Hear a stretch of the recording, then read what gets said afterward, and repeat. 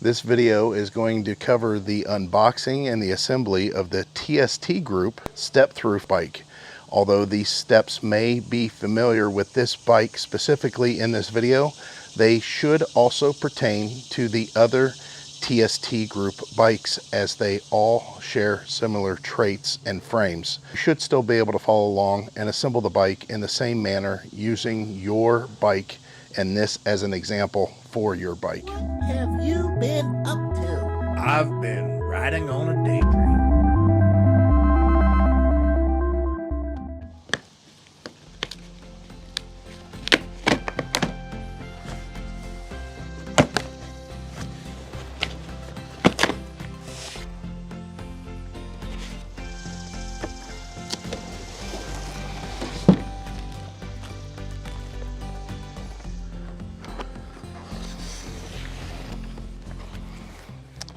Make sure to get all components out of the box. This one was hidden in some of the packaging. Once you lifted the bike out of the box, you need to remove all of the wire ties that are holding all the components to the bike and all the protective packaging, making sure that the bike does not fall over due to weight transfer when these parts are coming off.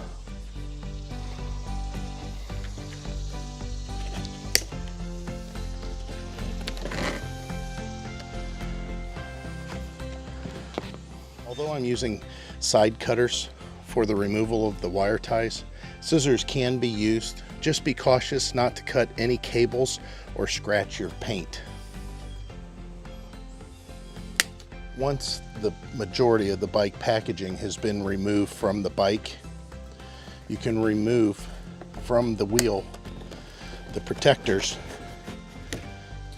that are for the axle, and these just pull off. At this point, you want to get into your accessories and make sure that everything is there. Inside the accessory box is where you're going to find your warranty card, your user manual, which will help you with the assembly. There'll be a tool kit with some vital tools in it to help you with the assembly. There's also some spare pieces as indicated. You have your front axle quick release. This is a nut cover to protect and make the bike have a finished look. This will be the rear guard that protects the derailleur in the back of the bike. You'll have your pedals, which they are left and right. You have to make sure that you turn them in the correct direction. Also, you'll find the charger and your kickstand with supplied mounted hardware. The first thing you should do to help keep the bike balanced is put the kickstand on in preparation for when you put the front wheel on. At that point, you could put down the kickstand and the bike will stay balanced. The kickstand goes on the back side. There's a machined area for it to fit, and the screws go through the front side to hold it in place. Once you have the screws started, make sure that the kickstand is seated in its position in the back, and then tighten the screws down. If needed, the kickstand can be adjusted for height using this screw here, and this will retract in and out. At this point, you can put your rear nut cover on the back wheel. At this time, it's best to get the gooseneck pointed in the correct direction. During shipping, they point it backwards. It needs to be pointed forwards. You want to make sure before you tighten it down, however, that it's pointed not only in the correct direction, but it is straight and parallel with the forks so that your handlebars will be straight, along with what the steering actually does. Once you have everything lined up, you'll remove the small plug to tighten the column bolt that goes down through the forks, and then the two cinch bolts that are either side. One faces this way, one faces this way. That will lock the gooseneck to the steering mechanism that goes down to the forks. Once that tight, you can replace the protective cover. Now you'll remove these 4 bolts to allow the handlebars to be mounted in place. When placing the handlebars up to its mounting point, make sure that the cables are not twisted around the frame in an unlikely manner to where they will bind up whenever you're turning. This is a guide as to how the handlebars should be mounted based on general settings. However, adjust them for your comfort by turning it up or down before tightening. Again, make sure before you tighten this down that you have the handlebars adjusted for your riding preference. And when you do tighten this down, these are to be tightened equally. Make sure that there is an equal gap all the way around on the bracket whenever it is fully tightened. Do not over tighten one side more than the other. Although this can be done with one person, as I'll demonstrate, it's best to have a second set of hands to help you with the lifting and positioning of the tire wheel assembly with the brake disc to be inserted to the brake caliper using the quick release axle provided. Before you try to insert the disc into the disc brake caliper, you're going to want to remove the packaging safety that keeps the brake disc pads in place. You're also going to loosen the nuts that's currently holding the traveling or packing axle in place.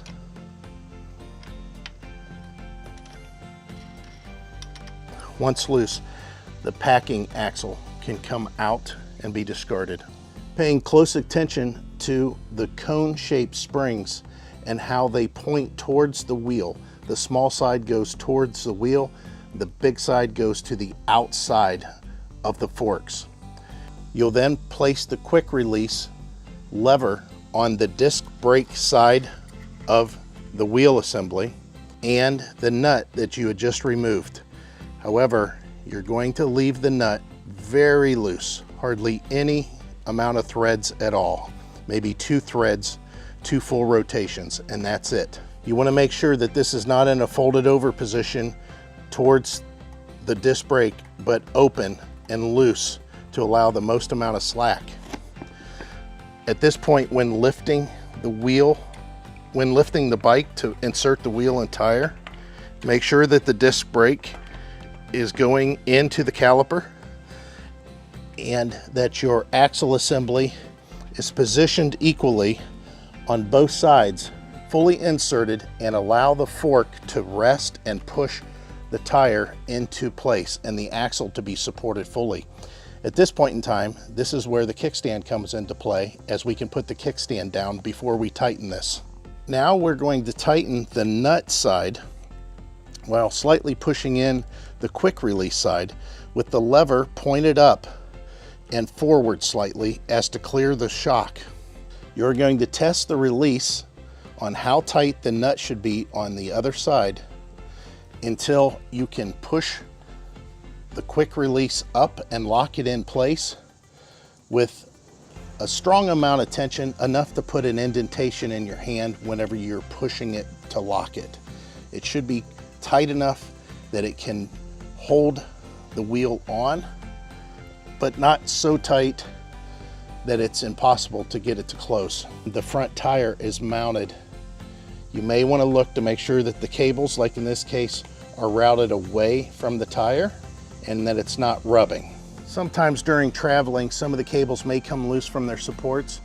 Just replace it back inside to ensure that it's not interfering with the wheel as you're riding down the road. Next, we're going to assemble the shifter derailleur guard. First, remove the outer nut protection.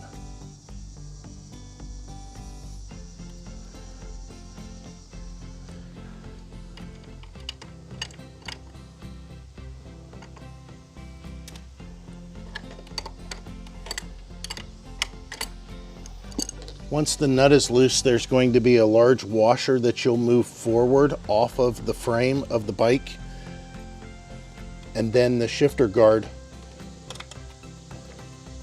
will insert behind those 2 devices. Then you can retighten your nut to hold the rear axle in place.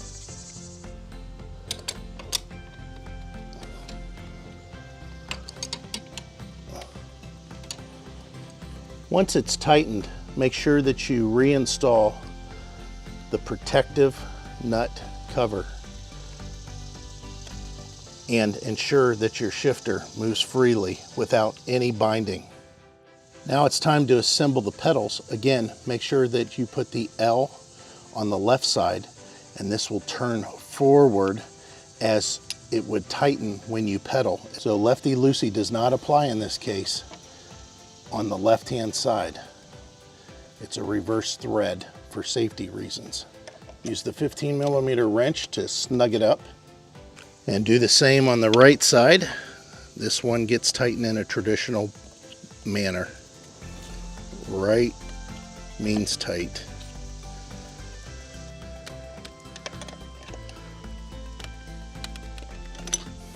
Remove the protective packaging off of the controller. Move the controller to your desired position that you feel comfortable with it. At that point, you have a small screw that you can tighten here, an Allen head, that will lock it in the position that you want. Check your tire pressures, and you're pretty much finished at that point. All you have to do is enjoy your new bike.